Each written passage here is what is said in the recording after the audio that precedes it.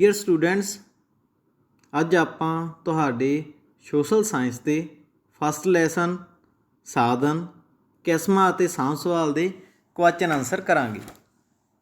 ਪਹਿਲਾਂ ਆਪਾਂ very short question ਕਰਦੇ ਹਾਂ। ਫਸਟ ਕੁਐਸਚਨ ਆ, ਸਮੁੰਦਰਾਂ ਤੋਂ ਸਾਨੂੰ ਕੀ ਪ੍ਰਾਪਤ ਹੁੰਦਾ ਹੈ? ਆਨਸਰ, ਸਮੁੰਦਰਾਂ ਤੋਂ ਸਾਨੂੰ ਖਣਿਜ ਅਤੇ ਸ਼ਕਤੀ ਸਾਧਨ ਪ੍ਰਾਪਤ ਹੁੰਦੇ ਹਨ। ਇਸ ਤੋਂ ਇਲਾਵਾ ਸਮੁੰਦਰਾਂ ਤੋਂ ਸਾਨੂੰ ਮੱਛੀਆਂ, ਮੋਤੀ, ਸਿੱਪੀਆਂ, ਹੀਰੇ ਜਵਾਹਰਾਤ ਆਦਿ ਪ੍ਰਾਪਤ ਹੁੰਦੇ ਹਨ। ਸੈਕਿੰਡ ਕੁਐਸਚਨ, ਸਾਧਨਾਂ ਦੀਆਂ ਕਿਸਮਾਂ ਦੀ ਸੂਚੀ ਬਣਾਓ।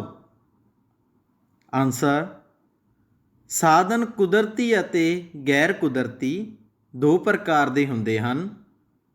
ਇਹਨਾਂ ਨੂੰ ਅੱਗੇ ਵੀ ਕਈ ਭਾਗਾਂ ਵਿੱਚ ਵੰਡਿਆ ਜਾ ਸਕਦਾ ਹੈ, ਜਿਵੇਂ ਸੰਜੀਵ ਅਤੇ ਨਿਰਜੀਵ ਸਾਧਨ, ਖਤਮ ਹੋਣ ਵਾਲੇ ਅਤੇ ਨਾ ਖਤਮ ਹੋਣ ਵਾਲੇ ਸਾਧਨ, ਵਿਕਸਿਤ ਅਤੇ ਸੰਭਾਵਿਤ ਸਾਧਨ, ਮਿੱਟੀ ਅਤੇ ਭੂਮੀ ਸਾਧਨ, ਸਮੁੰਦਰੀ ਅਤੇ ਖਣਿਜ ਪਦਾਰਥ ਅਤੇ ਮਨੁੱਖੀ ਸਾਧਨ। ਥਰਡ ਕੁਐਸਚਨ, ਸਾਧਨਾਂ ਦੀ ਸਹੀ ਸਾਂਭ ਸੰਭਾਲ ਕਿਵੇਂ ਹੋ ਸਕਦੀ ਹੈ? ਆਨਸਰ, ਸਾਧਨਾਂ ਦੀ ਸਹੀ ਸਾਂਭ ਸੰਭਾਲ ਇਹਨਾਂ ਦਾ ਉਚਿਤ ਅਤੇ ਜ਼ਰੂਰਤ ਅਨੁਸਾਰ ਪ੍ਰਯੋਗ ਕਰਨ ਨਾਲ ਹੀ ਹੋ ਸਕਦੀ ਹੈ। ਇਸ ਦੇ ਲਈ ਸਾਧਨਾਂ ਦੀ ਦੁਰਵਰਤੋਂ ਅਤੇ ਵਿਨਾਸ਼ ਤੋਂ ਬਚਣਾ ਚਾਹੀਦਾ ਹੈ। ਬੱਚਿਓ, ਕਿਉਂਕਿ ਕਈ ਸਾਧਨ ਹੁੰਦੇ ਆ ਜਿਹੜੇ ਮੁੱਕਣਯੋਗ ਸਾਧਨ ਨੇ, ਜਿਵੇਂ ਕੋਲਾ, ਪੈਟਰੋਲੀਅਮ, ਉਹ ਮੁੱਕਣਯੋਗ ਸਾਧਨ ਨੇ। ਜੇਕਰ ਆਪਾਂ ਇਹਨਾਂ ਦੀ ਦੁਰਵਰਤੋਂ ਕਰਾਂਗੇ ਤਾਂ ਇੱਕ ਦਿਨ ਅਜਿਹਾ ਆਵੇਗਾ ਕਿ ਇਹ ਖਤਮ ਹੋ ਜਾਣਗੇ। ਇਸ ਲਈ ਆਪਾਂ ਨੂੰ ਇਹਨਾਂ ਦੀ ਸਾਂਭ ਸੰਭਾਲ ਕਰਨੀ ਚਾਹੀਦੀ ਹੈ। ਫੋਰਥ ਕੁਐਸਚਨ, ਕੁਦਰਤੀ ਸਾਧਨ ਕਿਹੜੇ ਹਨ ਅਤੇ ਇਹ ਸਾਨੂੰ ਕੌਣ ਪ੍ਰਦਾਨ ਕਰਦਾ ਹੈ? ਜੰਗਲ, ਖਣਿਜ ਪਦਾਰਥ, ਮਿੱਟੀ, ਸਮੁੰਦਰ, ਸੂਰਜੀ ਊਰਜਾ ਆਦਿ ਸਾਧਨ ਕੁਦਰਤੀ ਸਾਧਨ ਹਨ। ਇਹ ਸਾਨੂੰ ਕੁਦਰਤ ਤੋਂ ਮਿਲੇ ਹਨ। ਫਿਫਥ ਕੁਐਸਚਨ, ਮਿੱਟੀ ਦੀ ਪਰਿਭਾਸ਼ਾ ਲਿਖੋ। ਮਿੱਟੀ ਧਰਤੀ ਦੀ ਸਭ ਤੋਂ ਉੱਪਰਲੀ ਪਰਤ ਹੈ, ਜਿਹੜੀ ਚਟਾਨਾਂ ਤੋਂ ਬਣੀ ਹੈ। ਹੁਣ ਆਪਾਂ ਸ਼ਾਰਟ ਕੁਐਸਚਨ ਕਰਦੇ ਹਾਂ ਤੁਹਾਡੇ।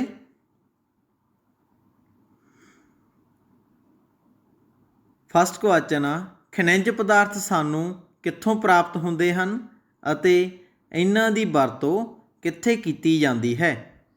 ਆਨਸਰ, ਖਣਿਜ ਪਦਾਰਥ ਸਾਨੂੰ ਧਰਤੀ ਦੇ ਅੰਦਰੂਨੀ ਹਿੱਸੇ ਤੋਂ ਪ੍ਰਾਪਤ ਹੁੰਦੇ ਹਨ।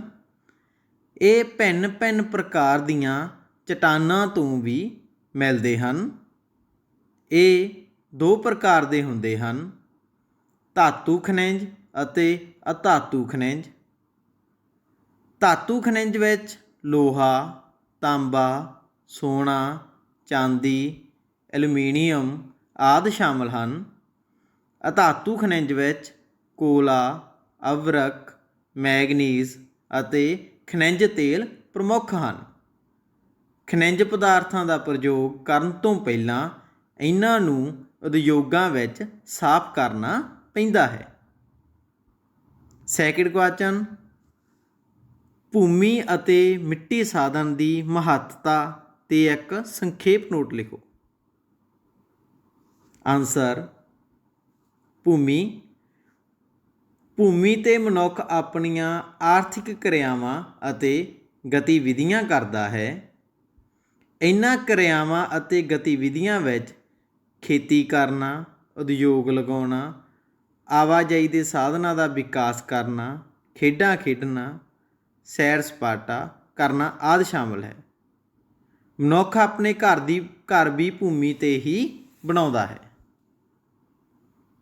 ਥਰਡ ਕੁਐਸਚਨ, ਮੁੱਕਣਯੋਗ ਸਾਧਨਾਂ ਦੀ ਵਰਤੋਂ ਸਾਨੂੰ ਸਮਝਦਾਰੀ ਅਤੇ ਸੰਕੋਚ ਨਾਲ ਕਿਉਂ ਕਰਨੀ ਚਾਹੀਦੀ ਹੈ? ਆਨਸਰ, ਮੁੱਕਣਯੋਗ ਸਾਧਨ ਉਹ ਸਾਧਨ ਹਨ ਜਿਹੜੇ ਲਗਾਤਾਰ ਅਤੇ ਅਧਿਕ ਮਾਤਰਾ ਵਿੱਚ ਪ੍ਰਯੋਗ ਹੋਣ ਦੇ ਕਾਰਨ ਖਤਮ ਹੁੰਦੇ ਜਾ ਰਹੇ ਹਨ। ਕੋਲਾ ਅਤੇ ਪੈਟਰੋਲੀਅਮ ਦਾ ਪ੍ਰਯੋਗ ਲਗਾਤਾਰ ਵੱਧਦਾ ਜਾ ਰਿਹਾ ਹੈ, ਇਸ ਲਈ ਇਹ ਘੱਟ ਹੁੰਦੇ ਜਾ ਰਹੇ ਹਨ। ਇੱਕ ਸਮਾਂ ਆਏਗਾ ਜਦੋਂ ਇਹ ਬਿਲਕੁਲ ਖਤਮ ਹੋ ਜਾਣਗੇ, ਕਿਉਂਕਿ ਇਹਨਾਂ ਨੂੰ ਬਣਨ ਵਿੱਚ ਲੱਖਾਂ ਸਾਲ ਲੱਗਦੇ ਹਨ। ਇਸ ਲਈ ਅਸੀਂ ਇਹਨਾਂ ਤੋਂ ਹਮੇਸ਼ਾ ਲਈ ਵਾਂਝੇ ਹੋ ਜਾਵਾਂਗੇ। ਜੇਕਰ ਅਸੀਂ ਅਜਿਹੀ ਸਥਿਤੀ ਤੋਂ ਬਚਣਾ ਹੈ ਤਾਂ ਸਾਨੂੰ ਇਹਨਾਂ ਦੀ ਵਰਤੋਂ ਸਮਝਦਾਰੀ ਅਤੇ ਸੰਕੋਚ ਨਾਲ ਕਰਨੀ ਚਾਹੀਦੀ ਹੈ। ਫੋਰਥ ਕੁਐਸਚਨ, ਜੀਵ ਅਤੇ ਨਿਰਜੀਵ ਸਾਧਨਾਂ ਵਿੱਚ ਅੰਤਰ ਸਪਸ਼ਟ ਕਰੋ। ਜੀਵ ਜੀਵ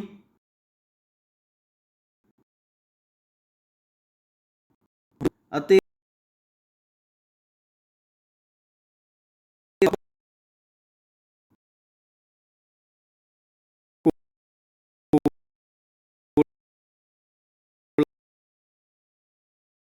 ਤੋਂ ਬਣਦੇ ਕੁਦਰਤ ਤੋਂ ਪ੍ਰਾਪਤ ਨਿਰਜੀਵ ਵਸਤੂਆਂ ਹਨ। ਖਣਿਜ ਪਦਾਰਥ ਅਤੇ ਪਾਣੀ ਇਹਨਾਂ ਦੀ ਮੁੱਖ ਉਦਾਹਰਨ ਹਨ। ਖਣਿਜ ਪਦਾਰਥ ਸਾਡੇ ਉਦਯੋਗ ਦਾ ਆਧਾਰ ਹਨ। ਇਹਨਾਂ ਸਵਾਲ ਬਹੁਤ ਜ਼ਰੂਰੀ ਹੈ, ਖਤਮ ਹੋ ਸਕਦੇ ਹਨ। ਫਿਫਥ ਕੁਐਸਚਨ, ਵਿਕਸਿਤ ਅਤੇ ਸੰਭਾਵਿਤ ਸਾਧਨਾਂ ਨੂੰ ਉਦਾਹਰਨ ਸਹਿਤ ਸਮਝਾਓ।